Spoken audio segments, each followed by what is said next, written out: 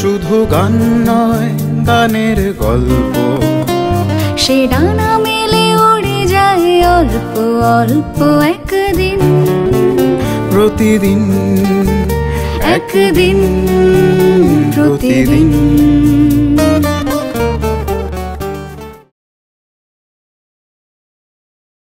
তোমার কাছে এবার মাগি, মরণ হতে যেন জাগি, গানের শুরু।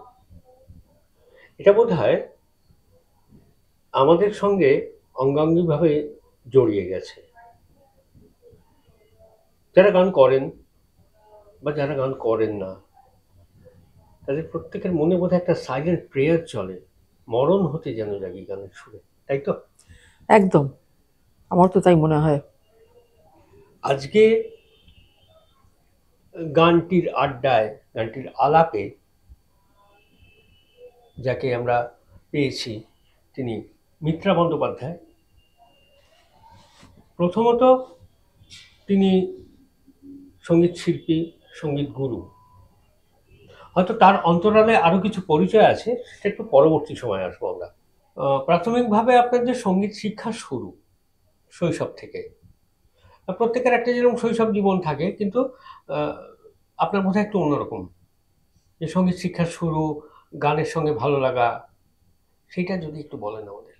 একদম ছোটবেলায়, যেহেতু আমরা 3 ভাই বোন পরপর কাছাকাছি জন্মেছিলাম, আমি মেজো, তারপরে সেই কারণে একদম মানে ছোট ছোট থাকার জন্য পরপর 3 ভাই বোনকে বাবা মা কি করে সামলাবেন। আর বাবা তখন নর্থ বেঙ্গলের টি এস্টেটে ম্যানেজার ছিলেন। তো আমাকে আমার মামা বাড়িতে রেখে দেওয়া হলো নৈহাটিতে। আমার দাদু তখন ইঞ্জিনিয়ার ছিলেন ওখানকার। সেটা আমার পক্ষে খুব ভালো হয়েছিল, কারণ আমি যদি ছোটবেলায় চলে যেতাম চা বাগানে তো খুব অসুবিধেই হতো। আমি এখন সেটা বুঝতে পারি।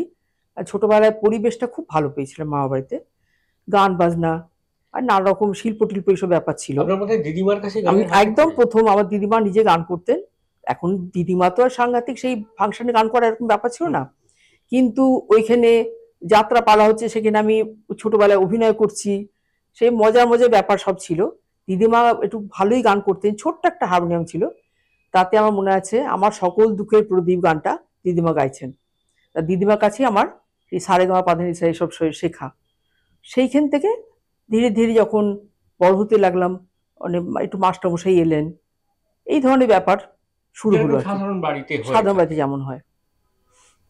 আচ্ছা, এক্ষেত্রে যদি আমরা বলি, যেটা বারংবার আমার মনে একটা প্রশ্ন জাগে, যে এটা হয়তো আমাদের অনেকের শৈশবে বা মানে কিশোর বেলায় বা কিশোরী বেলাতে হয়, যে প্রথম ভালো লাগা গান, মানে যে গান আপনার ভেতরে ঢুকে পড়লো, আপনি হয়তো সিদ্ধান্ত নিলেন না, কিন্তু সেই গানই আপনাকে কিন্তু অনেকটা এগিয়ে নিয়ে গেল যে গান গাইতেই হবে।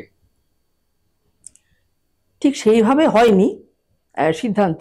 প্রথম হচ্ছে, আমার মনে আছে ওখানে একটা স্কুল ছিল, বয়েজ স্কুল, যদি নাম বয়েজ স্কুল, কিন্তু ক্লাস 4 পর্যন্ত ওটা কোয়েড ছিল।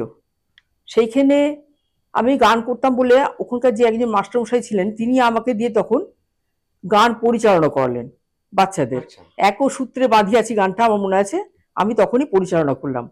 তারপরে মাস্টারমশাইরা আসতেন আমাকে শেখাতে ছোটবেলায়, এইভাবে আর কি একও সূত্রে বাঁধিয়াছি। তারপরে সেই সময় খুব ছোটবেলায় এই আধুনিক গানগুলো শুনতাম, রানু মুখোপাধ্যায়ের গান, লাল ঝুটি কাকাতুয়া, এই ধরনের গানগুলো মানে খুব শুনতাম, আর চেষ্টা করে আমি তুলে ফেলতাম হারমোনিয়ামে। আমরা একটু ছোটবেলায় ফিরি না, যদি মনে পড়ে সেই গান। দেখছি, আমি জানি না মানে মনে করতে পারবো কিনা। মনে পড়বে নিশ্চয়ই।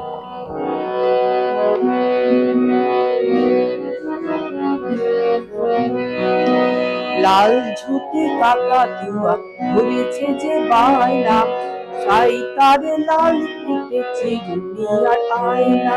লাল ঝুটি কাকাতুয়া ঘুরেছে যে বায়না, সাই তার লাল ফুটেছে দুনিয়ার আয়না। মজার গান, আমাদের সবার ছোটবেলার ফিরিয়ে দেয় এই গানেতে। হেমন্ত মুখোপাধ্যায়ের মেয়ে রানু মুখোপাধ্যায়ের গান। হ্যাঁ, আর তখন তো সঙ্গী বলতে রেডিও।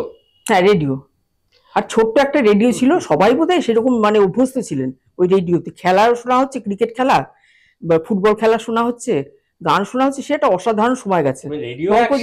পঙ্কজ মল্লিক গান শেখাচ্ছেন, এই ধরনের ব্যাপারগুলো অসাধারণ ছিল সেই সময়টা।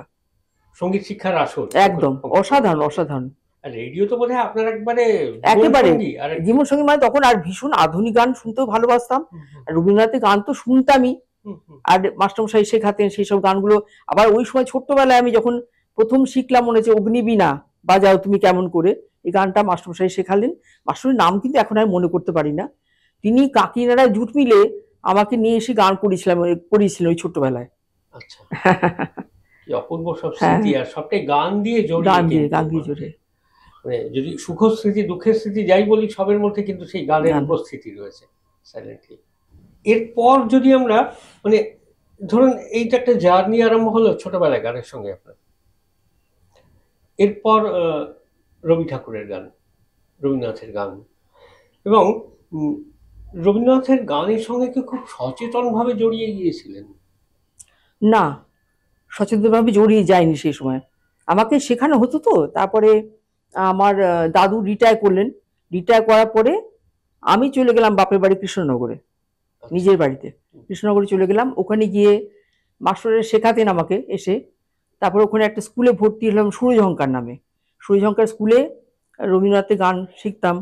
তবে ভীষণ আধুনিক গানের অসম্ভব ঝোঁক ছিল, শুনে সেই মানে বিবিধ ভারতী ছিল না তখন, তাতে গানের সব ইয়েগুলো হতো, কম্পিটিশনগুলো হতো, সেখানে আমি আবার সব পাঠিয়ে দিতাম, কোনটা ফার্স্ট কোনটা সেকেন্ড এসব পাঠিয়ে দিতাম।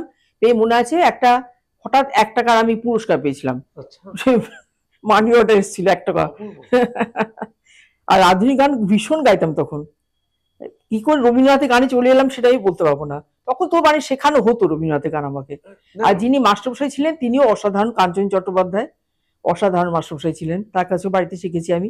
অনাদি দস্তিদারের ছাত্র ছিলেন উনি। আচ্ছা, এই আমরা ওই ওই গানটা একটুখানি শুনি না, বোধহয় নির্মলা মিশ্রের একটা গান। নির্মলা মিশ্রের গান ভীষণ আমি ভীষণ পছন্দ করতাম, নির্মলা মিশ্রের গান সবই, আর চট্টোপাধ্যায় থেকে সবই। হ্যাঁ, বলো তো আর তুমি মূর্তি দেখে, বলো তো আর তুমি মূর্তি দেখে, যদিও কাজল আমি করিনি, যদিও কবরি আজ বাঁধিনি, তবু বলো তো রূপসীকে তোমার চোখে, বলো তো আর তুমি মূর্তি দেখে। অপূর্ব অপূর্ব এই গান আপনার ভেতরে ছিল, সেই জন্য বোধহয় রবীন্দ্রসঙ্গীতও এত সুন্দর স্থান পেয়েছে। আর ওই জন্যে রবীন্দ্রনাথের যে কথার যে আধুনিকতা, যদি চিরকালীন বা সমকালীন, মানে ভীষণভাবে প্রাসঙ্গিক। আচ্ছা, এই যে চেতনার সঙ্গে রবীন্দ্রনাথের গান জড়িয়ে পড়লো পরিণত সময়ের সঙ্গে সঙ্গে, কি মানে আপনিও পাল্টে যেতে থাকলেন ভেতর ভেতর? পাল্টে আমি যাবো কেন, আমি তো মানুষটা ভালোই ছিলাম, খারাপ তো ছিলাম না। না, আমি সাংগীতিক পাল্টানোর কথা বলছি। না, কি বলতো, রবীন্দ্রনাথের আমার বিয়ের পরে, ধরো আমার 17 বছর বয়সে তো বিয়ে হয়ে গেছে, এবং তোমার দাদার সঙ্গটা অসাধারণ, এবং তিনি আমাকে এই সমস্ত গানের অর্থটা বোঝাতেন, যেটা আমি ছোটবেলায় বুঝতে পারতাম না। তো গান করতাম ঠিকই, কিন্তু সেইভাবে গানের বাণীটা যে কি বলছেন সেটা কিন্তু আমি বুঝতে পারতাম না। আমরা কিন্তু এই প্রসঙ্গটাতে আসবো, এটা নিয়ে আমার একটা মানে প্রায় 1 পাতার জিজ্ঞাসা আছে। ওই 17 বছর বয়সে আপনার জীবন সঙ্গী এবং আপনাকে নিয়ে, যে আপনি এই যে সর্বভারতীয় সঙ্গীত শুনছেন, বিবিধ ভারতী, বা তার সঙ্গে তখন রেডিও মানেই তার যে বৈচিত্র্য, তাতে ক্লাসিক্যাল প্রোগ্রামও হচ্ছে, ক্লাসিক্যাল কনফারেন্স শুনছেন একদম। আর বাঙালি বাড়িতে বিশেষ করে মধ্যবিত্তদের মধ্যে বোধহয় খুব মানে গান বাজনাও সংস্কার নিয়ে শোনা হতো, একটা ভালো গান বাজনার দিকে যে একটা নজর ছিল, এর প্রতিফলন কি আপনার গানে পড়েছে? এটা আপনি একটু ফিল করেন? হ্যাঁ, তো নিশ্চয়ই, অবশ্যই। তবে আমাদের বাড়িতে কি জানো তো, আমার বাপের বাড়িতে ভীষণ গানের একটা পরিবেশ ছিল। আমার মানে বাবা মা অসম্ভব ভালো গান করতেন, হারমোনিয়াম, ওরা তো সে হারমোনিয়াম বাজিয়ে দুজনে একসঙ্গে ডুয়েট গাইছেন। আচ্ছা, এরকম কি মনে পড়ে অনেক সময় বাচ্চাদের মনে পড়ে, আমারও যেমন মাঝে মাঝে মনে হয় যে শৈশবে শোনা গান, ধরুন বাবা মা গাইছেন এরকম কোনো গান, ধরুন রবীন্দ্রনাথের গান, সেই গান পরে আপনার ভাবনায় আসছে এরকম কোনো গান আছে? একটু শুনি না আমরা।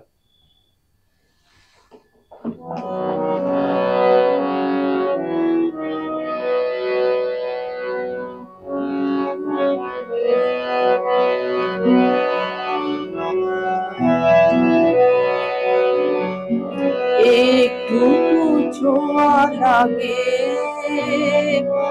একটু কথা শুনি,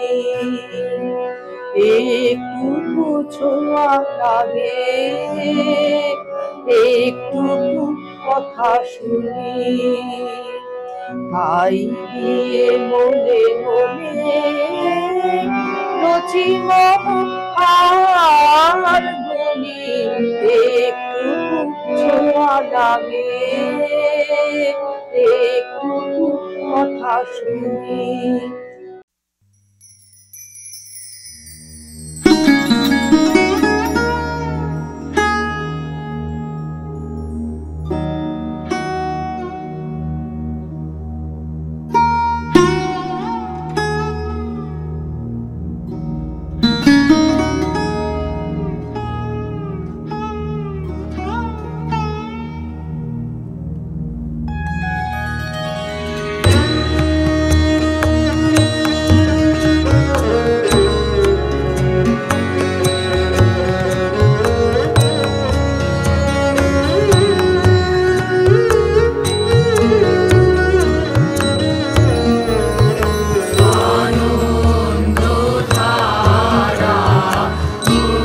বইছে